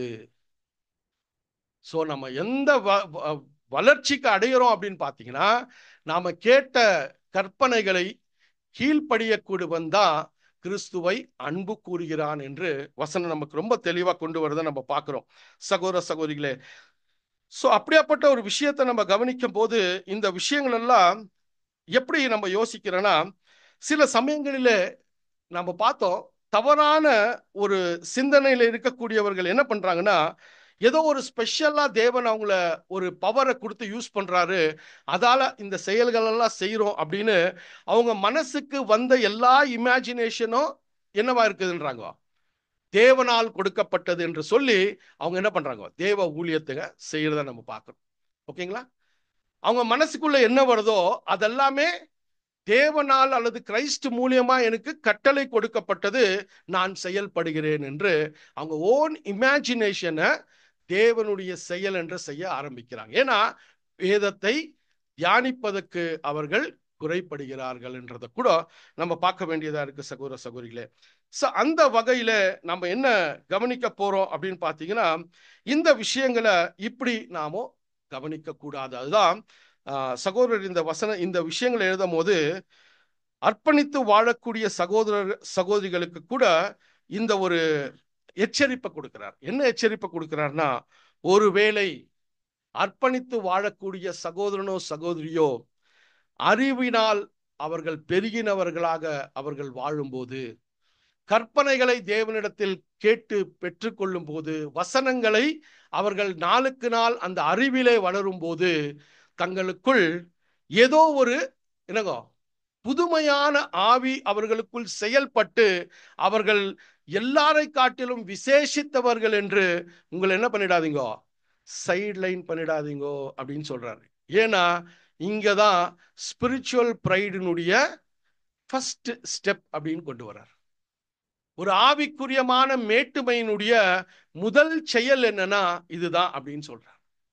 சகோதர சகோதரிகளே, ஏன் அப்படின்னு பார்க்கும்போது அவர்களுக்குள் அந்த பெருமை அப்படின்னு வந்துட்டு வசனங்கள், தாங்கள் கேட்ட வசனங்களுக்கு இசைவாக அவங்க நடக்கக்கூடிய ஒரு முயற்சிகளை எடுக்கும்போது, தாங்கள் செய்யக்கூடிய எல்லா விஷயங்களும் தேவன் விசேஷமாக அவர்களை செயல்படுத்துகிறார் என்ற ஒரு உணர்வில் அவங்க வாழும்போது என்ன பண்றாங்கன்னா, தவறுகளை செய்யக்கூடிய வாய்ப்புகள் உண்டு.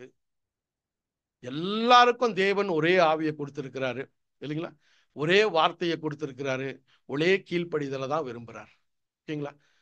இப்ப நான் இங்க பேசக்கூடிய நான் இந்த வார்த்தையை பேசிட்டு இதுல என்ன மேன்மையை நான் கொண்டாட முடியும் சொல்லுங்க இல்லைங்களா?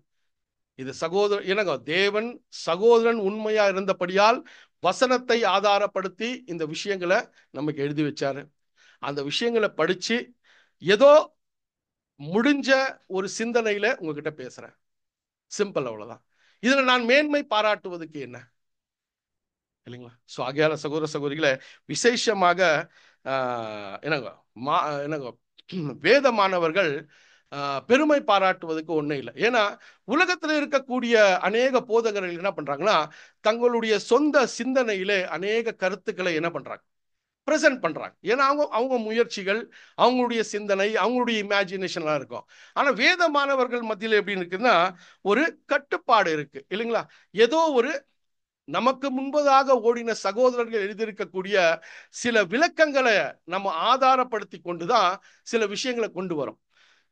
ஸோ அப்படி இருக்கும்போது நம்முடைய ஒரு சொந்த விஷயங்கள் இங்க என்னவா இருக்கு, நாம் மேன்மை பாராட்டுவதற்காக அப்படின்றத கூட நம்ம சிந்திக்கணும் சகோதர சகோதரிகளை இல்லைங்களா? ஆகையால இந்த விஷயங்களை நம்ம கவனிக்கும் போது பொதுவாக கிறிஸ்து உங்களுக்குள்ளே அப்படின்னு சொல்லும் போது இந்த கருத்தை நாம தான் நிதானம் ஆராய்ந்து கொண்டிருக்கிறோம். அதுதான் கலாத்தியர்ல எழுதுமோ சொல்றாரு, உங்களுக்குள்ள கிறிஸ்துனுடைய மைண்டு ஏன்னா டெவலப் ஆயிட்டே இருக்கணும், டெவலப் ஆயிட்டே இருக்கணும் இல்லைங்களா? இதுக்கு இன்னொரு இடத்துல இன்னும் கொஞ்சம் கடிந்து கொண்டு சில விஷயங்களை பேசுறாரு பாருங்க.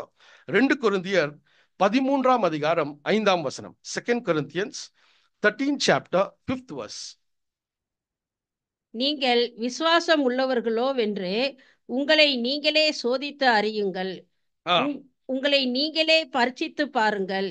இயேசு கிறிஸ்து உங்களுக்குள் இருக்கிறார் என்று உங்களை நீங்களே அறியீர்களா? நீங்கள் பரீட்சைக்கு நில்லாதவர்களாய் இருந்தால் அறியீர்கள். பரீட்சைக்கு இல்லாதவராய் இருந்தால் அறியீர்கள் அப்படின்றாரு. இன்னொரு டிரான்ஸ்லேஷன்ல ரொம்ப கிளியரா சொல்றாரு, மடத்தனமா இருக்கிறீங்கன்னு சொல்றாரு இல்லைங்களா? பாருங்க, படிங்க. ஏதோ ஒரு இதுல பிரதர் எனக்கு படிச்சாங்க, இங்க இங்கிலீஷ்ல கூட ஸ்பெஷலா ஒரு வேர்டு யூஸ் பண்றாங்க, ரிப்போபேட்ஸ் அப்படின்னு யூஸ் பண்றாங்க. ஓகேங்களா? வேற ஏதாச்சும் ஒரு இதுல படிங்க, அப்புறமா பார்க்கலாம். ஓகேங்களா? சோ இங்க என்ன சொல்றாருன்னா, அந்த வசனத்தை இன்னொரு வாட்டி வாசிக்கலாம், கூர்ந்து கவனிக்கலாம் இந்த வசனத்தை வாசிக்கலாம்.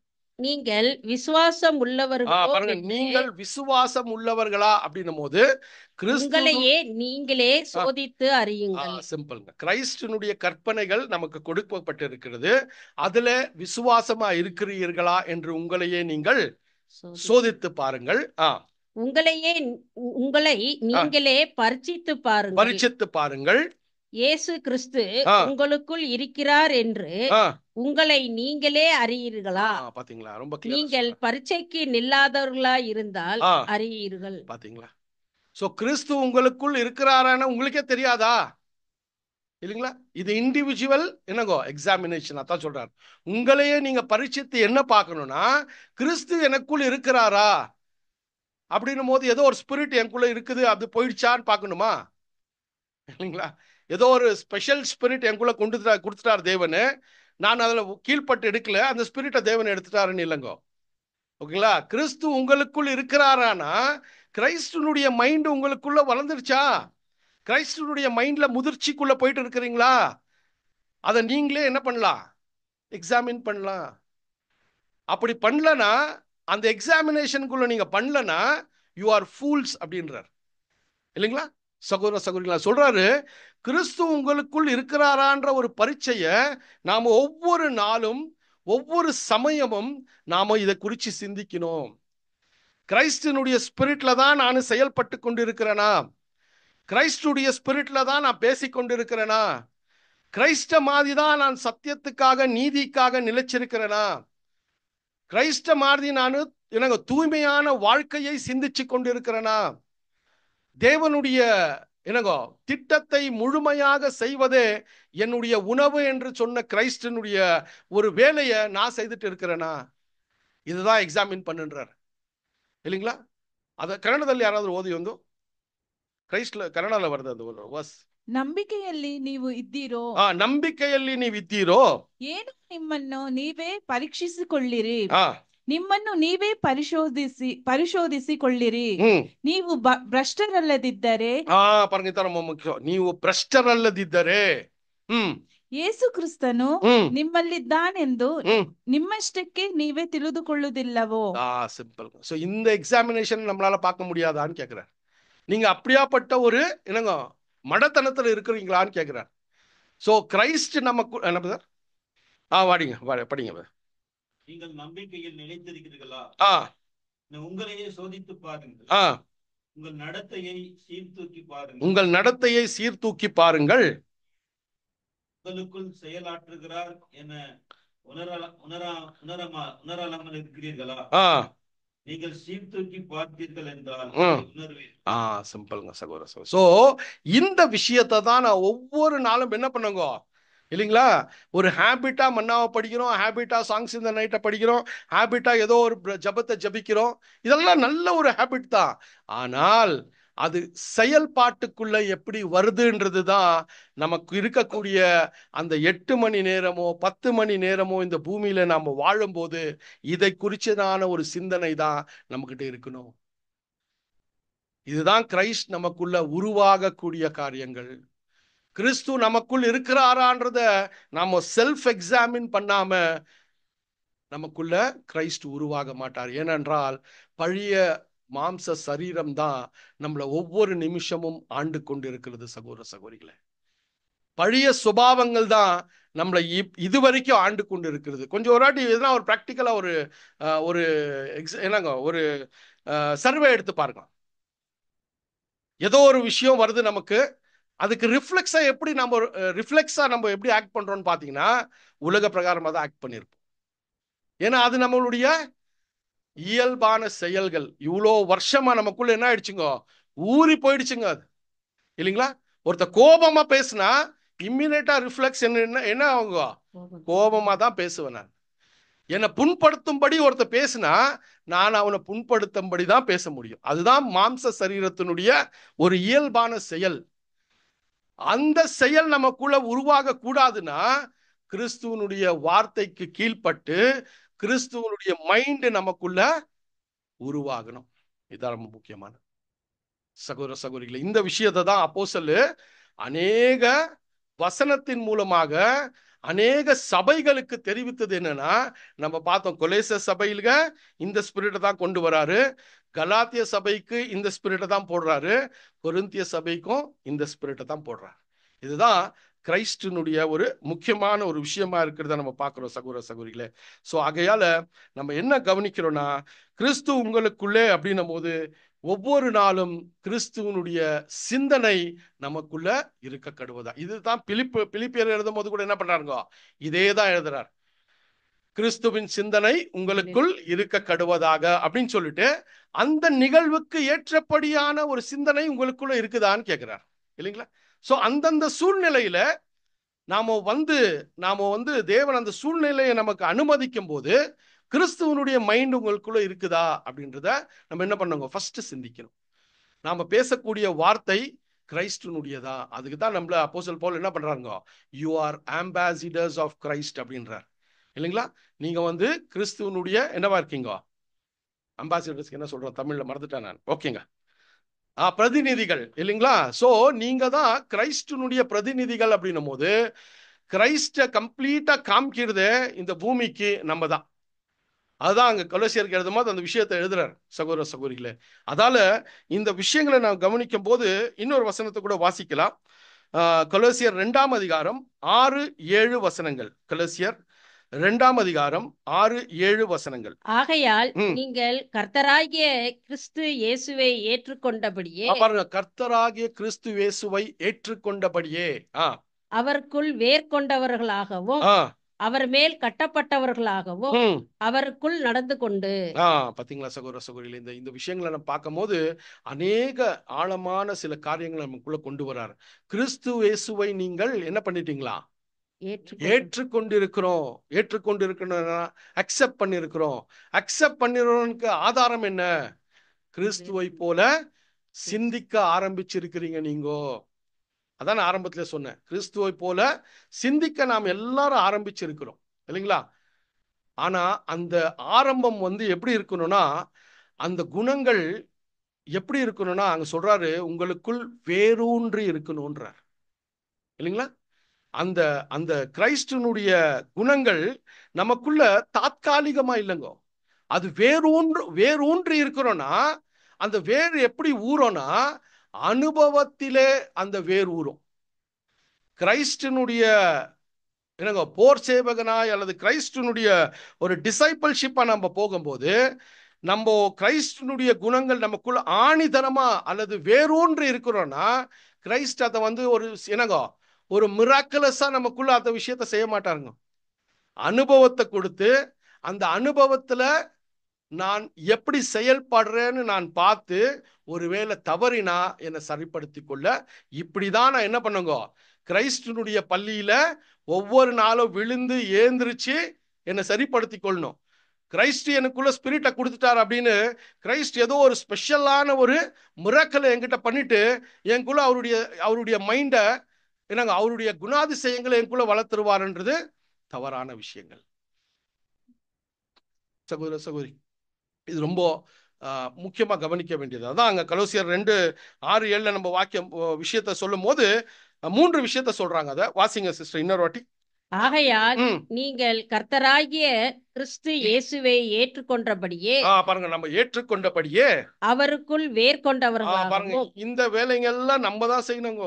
அவருடைய கிருபையை பெற்றுக்கொள்றோம், அவருடைய தயவை பெற்றுக்கொள்றோம் இல்லைங்களா, எல்லாம் பெற்றுக்கொள்றோம். ஆனா கிரியை செய்யணும்னா நம்ம அந்த கிரியை எப்படி செய்யணும்னா சொல்றாரு பாருங்க, அவருக்குள் வேரூன்றவராய் அவர் மேல் கட்டப்பட்டவர்களாக. பாருங்க, அவருக்கு என்னங்க வேரூன்றவர்களா இருக்கிறோம், அவர் மேல் கட்டப்பட்டவர்களா இருக்கிறோம், அவருக்குள் நடந்து கொள்கிறோம். சகோதர சகோதரிகளே பாருங்க, யோசித்து பாருங்க, இது எல்லாமே நாமோ முயற்சி எடுக்க வேண்டிய காரியங்கள் இல்லைங்களா. அவர் இந்த 3 விஷயங்கள் நமக்குள்ள நடக்கணும்னா இதுக்கு மிக முக்கியமான விஷயம் என்னன்னா, அவருடைய கற்பனைகள் கேட்டுட்டு தான் இருக்கிறோம், அதை கை கொண்டு நடந்தால்தான் இந்த 3 விஷயங்கள் நமக்குள்ள செயல்படும் இல்லைங்களா. இதை வந்து நம்ம ஏதோ ஒரு ஸ்பெஷல்லா கூப்பிட்டுட்டாரு இல்லைங்களா, ஸ்பெஷல்லா வெளிச்சத்துக்கு நம்ம எல்லா பிரேயர்ல சொல்றோம் இல்லைங்களா. என்னங்க, உளையான சேற்றிலிருந்து ஆச்சரியமான ஒளிக்கு கொண்டு வந்த தேவனே உமக்கு நன்றி, ரொம்ப நல்ல விஷயம்தான். ஆனா அந்த ஆச்சரியமான ஒளிக்குள்ள கொண்டு வந்த தேவன் நம்ம மனசை மாற்றத்துக்கு அவரு என்ன பண்றாருங்க, நம்ம கிட்ட கொடுக்கிறார். போதுமான கிருபையையும் போதுமான தயவும் போதுமான நீதியையும் நம்ம நீதிமான ஆக்கிட்டு சுத்தப்படுத்தக்கூடிய விஷயத்த நமக்கிட்ட கொடுக்கிறாரு.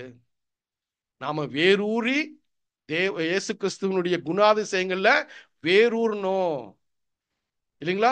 அது மேல் நோட்டமா அந்த குணங்கள் இருந்தா சோதனையின் காலத்திலே நம்ம என்ன ஆயிடுவோங்க, கல்லின் மேல் மலையின் மேல் கட்டப்பட்ட ஒரு குணாதிசயங்களா இல்லாமல் மணலின் மேல் கட்டப்பட்ட ஒரு குணாதிசயமாய் காணப்படும். சகோதர சகோதரிகளே, இதெல்லாம் ரொம்ப கவனமா நாமோ செயல்படுத்தணும். அதான் அங்க வேறு ஊன்றியவர் இருக்கிறாய், அவருக்குள் கட்டப்பட்டவராய் அப்படின்னும் போது கிறிஸ்துனுடைய ஒரு ஃபவுண்டேஷன் மேலதான், அவருடைய அந்த குணாதிசயத்தின் மேலதான் நாமோ இன்னும் தொடர்ச்சியா நம்முடைய ஆவிக்குரியமான வளர்ச்சியை நாம கட்டணும்.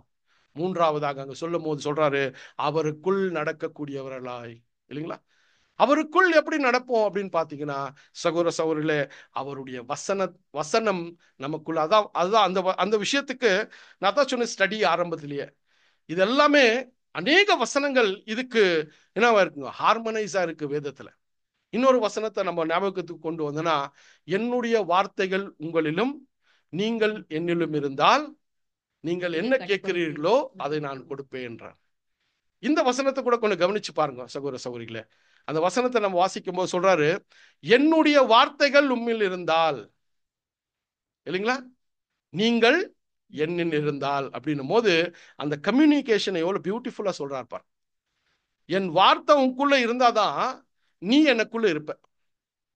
நீ எனக்குள்ள இருக்கிறன்னா என்னை போல நீ செயல்பட்டு கொண்டு இருக்கிற, என்னை போல சிந்திக்க ஆரம்பிப்ப. இல்லைங்களா? அப்படி ஆரம்பிக்கும் போது உலக பிரகாரமான எந்த விஷயத்தையும் நீ கேட்க மாட்ட. இல்லைங்களா?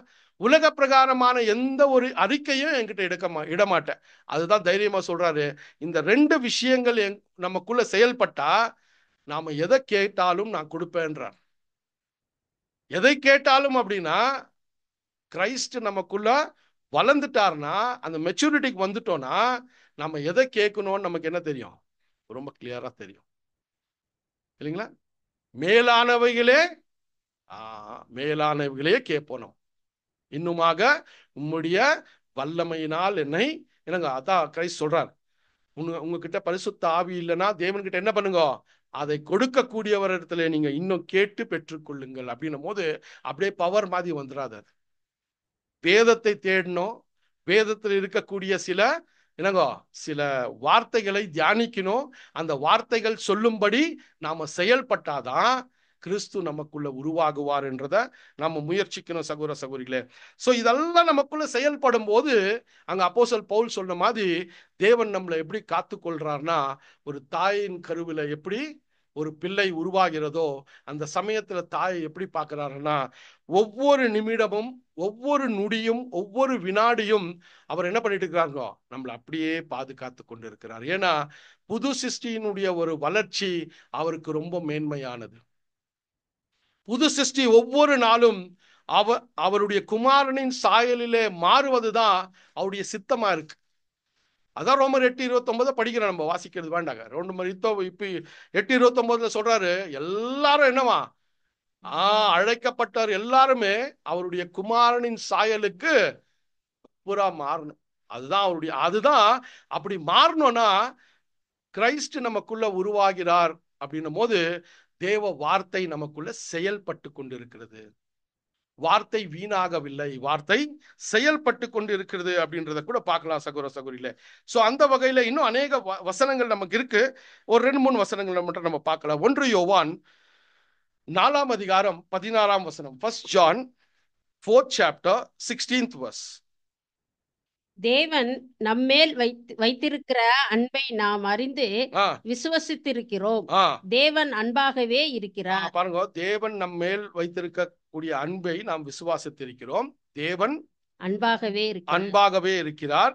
அன்பில் நிலைத்திருக்கிறவன் தேவனில் நிலைத்திருக்கிறான், தேவனும் அவனில் நிலைத்திருக்கிறார். சகோதர சகோதரி, இந்த வசனம் கூட இந்த ஸ்டடிக்கு ரொம்ப ஹார்மனைஸா இருக்கு. இங்கிலீஷ்ல பாத்தீங்கன்னா God dwells in youன்றா. தேவன் உங்களுக்குள்ள வாசமா இருக்கிறார். எப்படி வாசமா இருக்கிறாரு? ஏதோ ஒரு ஸ்பெஷல் ஸ்பிரிட், அவருடைய வல்லமையான ஒரு ஆவி நமக்குள்ள வந்துட்டு நமக்குள்ள அப்படியே செயல்பட்டு கொண்டு இருக்குதா அப்படின்னு பாத்தீங்கன்னா இல்ல சகோதர சகோதரிகளே. அவர் மைண்டு நமக்குள்ள கிரியை செய்ய ஆரம்பிக்குது. அவரை போல சிந்திக்க ஆரம்பிக்கிறோம், அவரை போல செயல்படுத்த ஆரம்பிக்கிறோம், அவரை போல அன்பு செலுத்த ஆரம்பிக்கிறோம். இல்லைங்களா? அதான் சொல்றாரு அந்த வசனத்தை பார்க்கும் போது, அந்த விஷயத்தை பார்க்கும் போது, நீங்க அன்பிலே நிலைத்திருந்தால் அப்படின்னும் போது தேவ அன்பு இன்னதென்று புரியாம நம்ம அந்த அன்புல நிலைச்சிருக்க முடியுமா? முடியாது. அந்த தேவ அன்பு என்னன்னு எங்க கிடைக்கும்? நமக்கு வேதத்துல தான் கிடைக்கும், வசனத்துல தான் கிடைக்கும். அதை ஆராய்ந்து பார்த்தா தான் கிடைக்கும். இல்லைங்களா? இல்லைங்களா? இப்ப ரொம்ப ஃபாஸ்ட் ஃபுட் வந்துட்டு தொட்டு ஆராய்வது கொஞ்சம் என்ன ஆயிடுச்சுங்க, கம்மி ஆயிடுச்சு நமக்கு. பட் இண்டிவிஜுவலா நாம ஆராய்வதற்கே தேவன் நம்மை அழைத்திருக்கிறார். இல்லைங்களா? யாரோ ஒரு விஷயம், ஒரு நபரை சார்ந்து நம்ம விசுவாசத்துல வளர்ந்துட்டோம்னா நம்ம அப்படியே என்ன ஆயிடுவாங்க, வெறும் டேக் ஹோம் மட்டும் தான் எடுத்துன்னு போவோம். இல்லைங்களா? வெறும் ஃபாஸ்ட் ஃபுட்டு தான் எடுத்துன்னு போவோம். ஆனா அது நமக்குள்ள வேரூறுதா அப்படின்னு பாத்தீங்கன்னா வேரூறதுக்கு ரொம்ப வாய்ப்புகள் கம்மி. இல்லைங்களா? பேரியா பட்டணத்தார போல விஷயங்கள் இப்படி இருக்குதா? இன்னைக்கு சகோதரன் இந்த விஷயத்தை கொண்டு வந்தாரு, இந்த ஸ்டடி இப்படி இருந்துச்சு, இந்த ஸ்டடியில வேற எந்த வசனங்கள் எல்லாம் இதுக்கு பொருந்தினதா இருக்கு, எந்த வசனங்கள் இதுக்கு முரம்பா இருக்கு, எப்படி புரிஞ்சுக்கணும்ன்ற ஒரு ஆராய்ச்சி நமக்குள்ள இருக்கணும். அதுதான் வேதமானவர்கள், அதுதான் நம்முடைய என்னங்க ஒரு வேலையா இருக்கணும் சகோதர சகோதரிகளே. சோ அதால இந்த விஷயங்கள் எல்லாம் நம்ம செயல்பாட்டுக்குள்ள கொண்டு வரணும். அதான் சொல்றார். சோ தேவ அன்பு எனக்குள்ள இருக்கு அப்படின்னா சகோதர சகோதரிகளே, அது நான் வெளிப்படுத்தணும். அப்படி வெளிப்படுத்தும் போதுதான் நான் என்ன காண்பிக்கிறேன் என்னுடைய சகோதர சகோதரிகளுக்குன்னா, தேவன் எனக்குள்ள வாசமா இருக்கிறார். God's spirit dwells in me. God's spirit is nothing but God's mind. சிம்பிள்ங்க, அவ்வளவுதான். இல்லைங்களா? இது ரொம்ப காம்ப்ளிகேட்டடா நம்ம எடுத்துன்னு போயிட்டோம்னா நம்ம உலகத்தில் இருக்கக்கூடிய கிறிஸ்துவர்களை போல ஏதோ ஒரு பெக்யூலியரா ஆக்ட் பண்ண ஸ்டார்ட் பண்ணிடுவோம் அப்புறமா. இல்லைங்களா? அப்படி இல்லைங்க. சோ சகோதர சகோதரிகள், இன்னொரு வசனத்தை கூட வாசிக்கலாம். பிலிப்பியர் 2ஆம் அதிகாரம் 13ஆம் வசனம். பிலிப்பியர் 2ஆம் அதிகாரம் 13ஆம் வசனம். ஏனெனில் தேவனே தம்முடைய தயவுள்ள சித்தத்தின்படி விருப்பத்தையும் செய்கையையும் உங்களில் உண்டாக்குகிறவராய் இருக்கிறார். பாருங்க சகோதர சகோதரிகளே, இந்த விஷயத்தை கூட நம்ம கவனிக்கும் போது இன்னொரு வாசிங்க ப்ளீஸ் சிஸ்டர், வாசிங்க. ஏனெனில் தேவனே தம்முடைய தயவுள்ள சித்தத்தின்படி விருப்பத்தையும் செய்கையையும் உங்களில் உங்களுக்குள் உண்டாக்குகிறவராய் இருக்கிறார்னா திரும்பி ஏதோ ஸ்பெஷலா ஒரு மிராக்கிளை செய்யறாருன்றது இல்லைங்கோ. அவர் எப்படி உண்டாக்குவார்னா வேதத்தை மையப்படுத்தி நம்ம வாழ்க்கையை நாம சீர்படுத்தணும். அந்த வேதத்தின் மேல் நம்ம கவனம் இருக்கணும். அவர் கொடுத்த என்னங்க பிரமாணங்கள் மேல் நம்ம கவனம் இருக்கணும். அவர் கொடுத்த வாக்கு தத்தங்களின் மேல் நம்ம கவனம் இருக்கணும். அதை ஆராயணும். அதுலதான் ஜீவன் கிடைக்கும் நமக்கு. அதை விட்டுட்டு நாம எந்த வேற திசையை எடுத்தாலும் நமக்கு நித்திய ஜீவன் அல்லது அழியாமை என்பதற்கு எந்த வழியும் இல்லை சகோதர சகோதரிகளே. அதுதான் கிறிஸ்து ரொம்ப கிளியரா கொண்டு வந்தாரு. ரோமர் 8ஆம் அதிகாரம் 8-9 வசனங்கள். ரோமர் 8ஆம் அதிகாரம் 8-9 வசனங்கள்.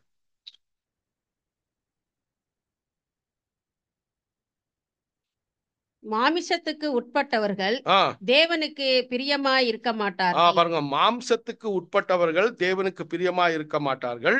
தேவனுடைய ஆவி உங்களில் வாசமாய் இருந்தால் நீங்கள் மாமிசத்துக்கு உட்பட்டவர்களாய் இராமல் ஆவிக்கு உட்பட்டவர்களாய் இருப்பீர்கள். கிறிஸ்துவின் ஆவி இல்லாதவன் அவனுடையவர் அல்ல.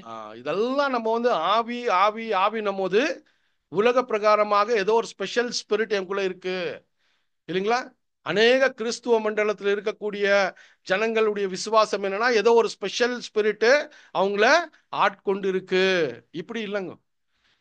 கிறிஸ்து உங்களுக்குள் இல்லாதிருப்பவன் கிறிஸ்துவன் அல்லனா, கிரைஸ்டனுடைய மைண்ட் உங்களுக்குள்ள இல்லைன்னா நீ கிறிஸ்டியனே சொல்றதுக்கு அருகதை இல்லை அப்படின்ற ஒரு விஷயத்தை கொண்டு வர்றார். கிரைஸ்டனுடைய ஸ்பிரிட் உங்களுக்குள்ள ரிச்சா என்ன ஆகணுங்க, டுவெல் ஆகணும்ன்றார். நான் சிந்திக்கக்கூடிய ஒவ்வொரு சிந்தனையும் கிரைஸ்ட போல சிந்திக்கணும். நான் பேசக்கூடிய ஒவ்வொரு வார்த்தையும் கிரைஸ்ட போல பேசணும். நீதியை மையப்படுத்தி என் வாழ்க்கையை நான் வாழணும்.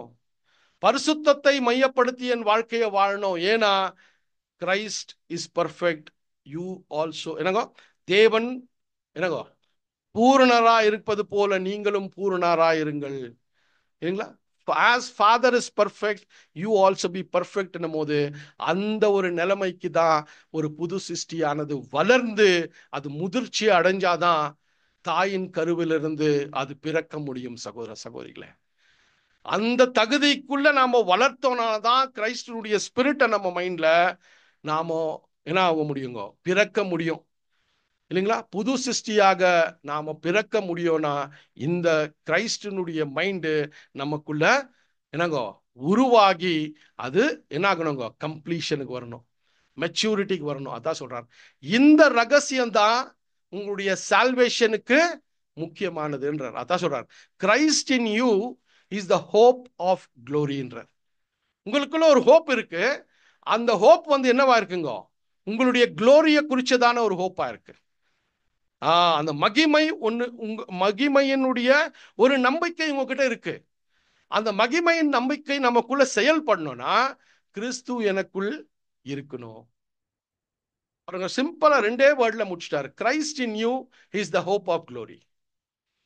இது சின்ன வசனம் தான், ஆனா இதுல இருக்கக்கூடிய விஷயங்கள் நம்ம பார்க்கும் போது நம்முடைய லைஃப் ப்ரோசஸ் இதுல தான் இருக்கு.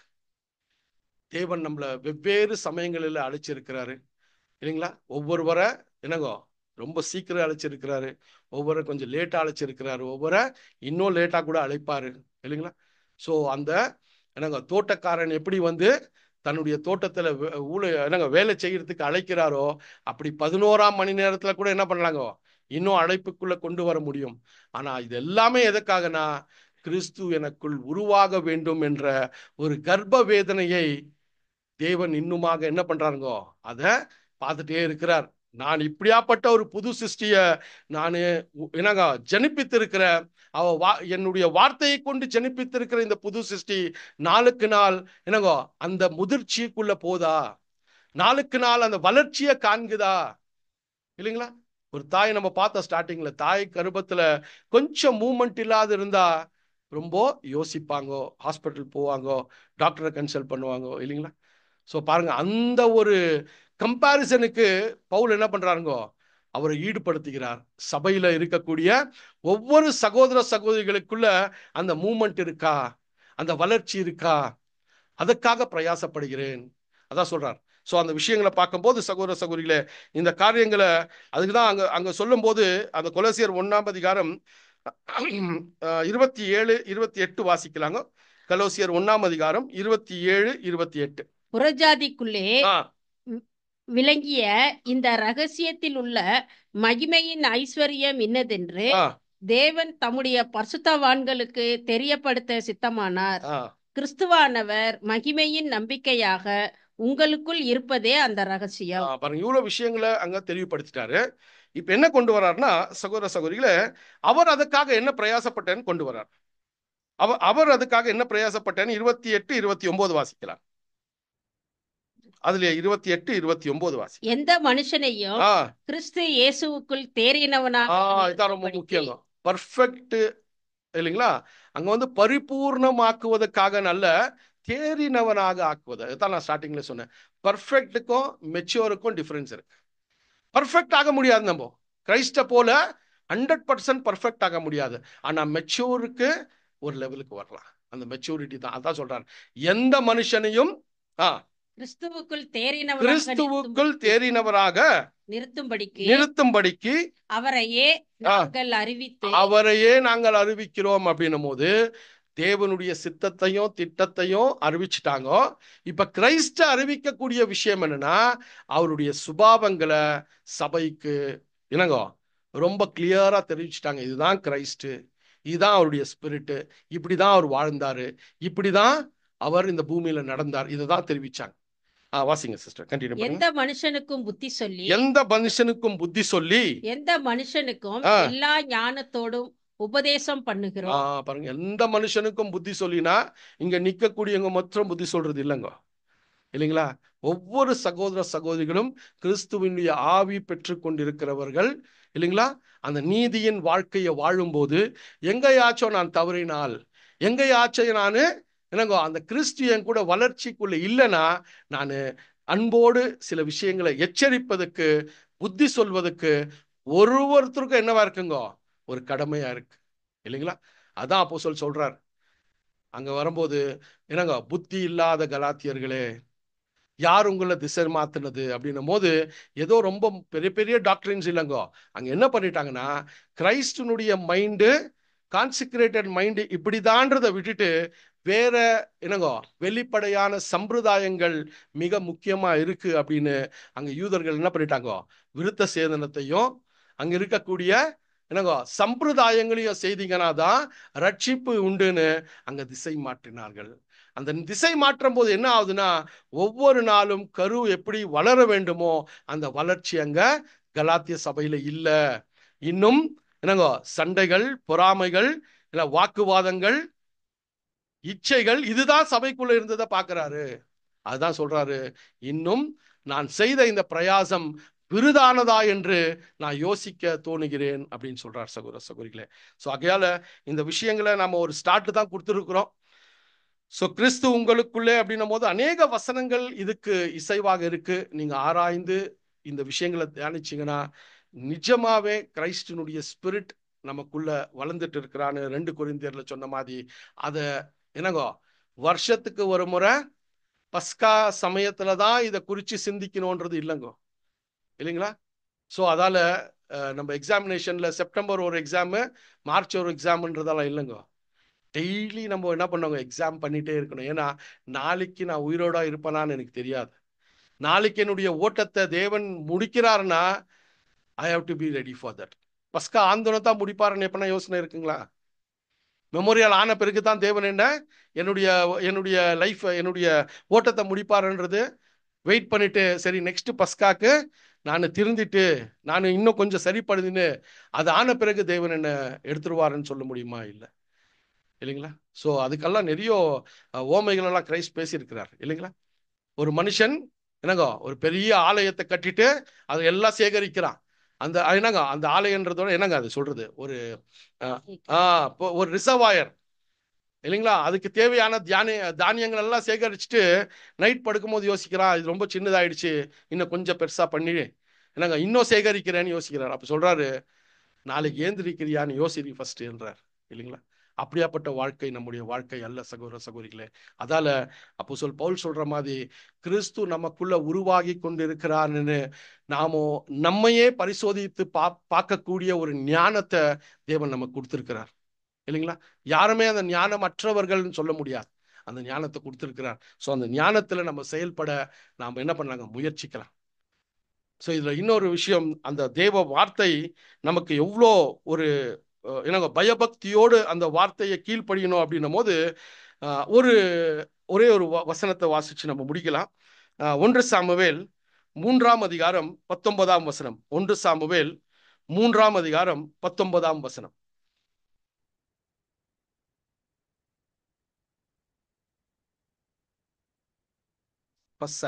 சாமுவேல் வளர்ந்தான். பாருங்க, இது பாருங்க, ரொம்ப கிளியரா கேட்டுக்கோங்க. சாமுவேல் வளர்ந்தான், கர்த்தர் அவனோடு கூட இருந்தார். கர்த்தர் அவனோடு கூட இருந்தார். அவர் தம்முடைய எல்லா வார்த்தைகளிலும் ஒன்றையாகிலும் தரையிலே விழுந்து போக விடவில்லை. பாத்தீங்களா சகோதர சகோதரிகளே, ரொம்ப அருமையான ஒரு வசனம், இல்லைங்களா?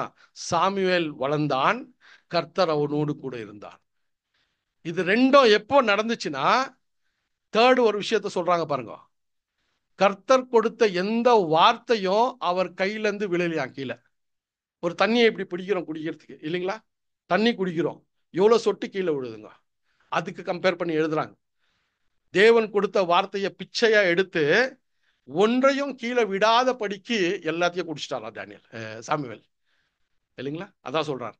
அப்படி குடிச்சதுனால தான் அவர் வளர்ந்தார், தேவன் அவரோடு கூட இருந்தார். இந்த காரியத்தை அவர் செய்யலனா இந்த 2 விஷயங்கள் நடந்திருக்காரு அவர்கிட்ட. அதுதான் நம்ம கூட பார்க்கணும் சகோதர சகோதரிகளே.